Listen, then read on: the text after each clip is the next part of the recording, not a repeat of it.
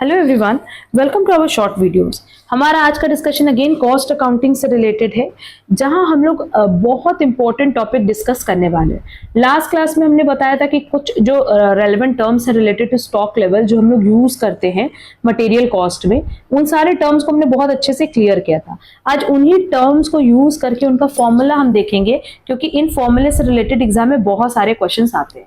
पहला टॉपिक था reorder stock level, की आपको कब ऑर्डर प्लेस करना है, व्हेन टू प्लेस ऑर्डर। इसका फॉर्मूला देखो, सबसे पहला होता है safety stock plus average consumption multiply by average lead time. What is average consumption, कि ऑन एन एवरेज आप कितने यूनिट्स का कंजम्पशन कर रहे हो, and what is average lead time, कि कितने टाइम में सप्लायर आपको उसको सप्लाई कर दे रहा है। ठीक, अगर आपके पास क्वेश्चन में सेफ्टी स्टॉक या एवरेज स्टॉक या एवरेज लीड टाइम ना दिया हो, तो उस केस में फिर maximum consumption into maximum lead time भी आप ले सकते हो। लीड टाइम मतलब क्या होता है, अच्छे से याद रखना।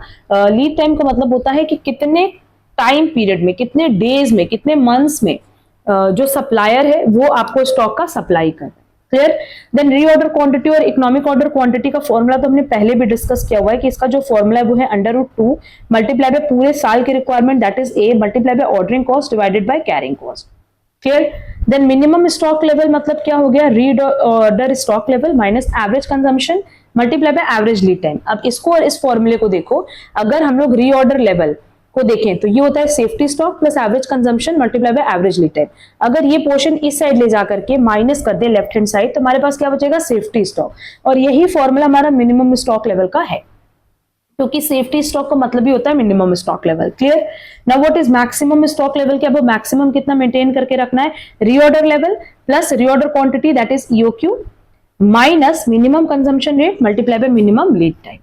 ठीक है। रीऑर्डर लेवल कब ऑर्डर करना है, रीऑर्डर क्वांटिटी कितना ऑर्डर करना है, इन दोनों को ऐड कर देंगे और इसमें से minimum consumption rate multiply by minimum lead time minus कर देंगे। क्लियर। एवरेज वाला तो सिंपल है, minimum stock level plus maximum stock level divided by 2, या हम लोग लिख सकते हैं minimum stock level plus half of reorder quantity, जो ईओक्यू है उसका आधा।